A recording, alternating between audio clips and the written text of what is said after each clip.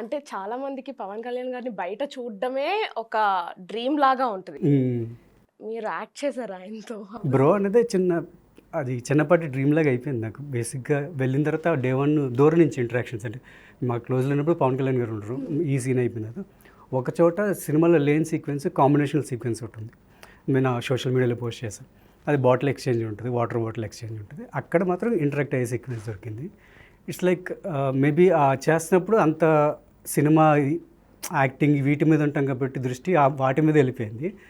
And then ఒకరోజు ఒక సెట్లను కూర్చున్నాను.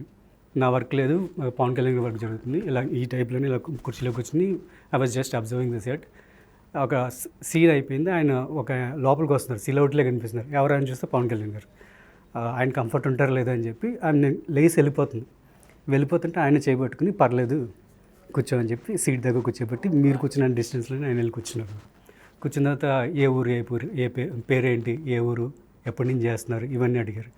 ఐ వాజ్ లైక్ టప ఇంకా అడగండి సార్ అన్నట్టు క్వశ్చన్స్కి ఆన్సర్ చేసేస్తూ ఉన్నా. సమ్ టైంలో కాన్వర్సేషన్ స్టాప్ అయింది. ఈ లోపల కొబ్బరి నీళ్ళు ఆయన అసోసియేట్ తీసిస్తే నాకు ఒకటి ఇచ్చారు, ఆయన తాగుతూ. అంతే. అక్కడి నుంచి క్వశ్చన్స్ నేను ఇలా చూస్తున్నాను. ఇంత 15 మినిట్స్ స్పెండ్ చేసి ఉంటాయి ఇది ఇంత డిస్టెన్స్లో. రెస్పెక్ట్ ఎలా తెలపాలో తెలియట్లే, ఏం మాట్లాడాలో తెలియట్లా.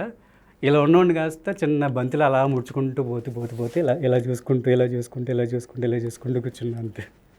దట్ వాజ్ ద మంచి ఎక్స్పీరియన్స్ అది. అంటే మేబీ ఆయన ఓరా అనుకుంటా. ఆ ఓరాకి డెఫినెట్గా ఆయనతో ఉంటే ఐ థింక్ అందరికీ మాటలు రావేమో.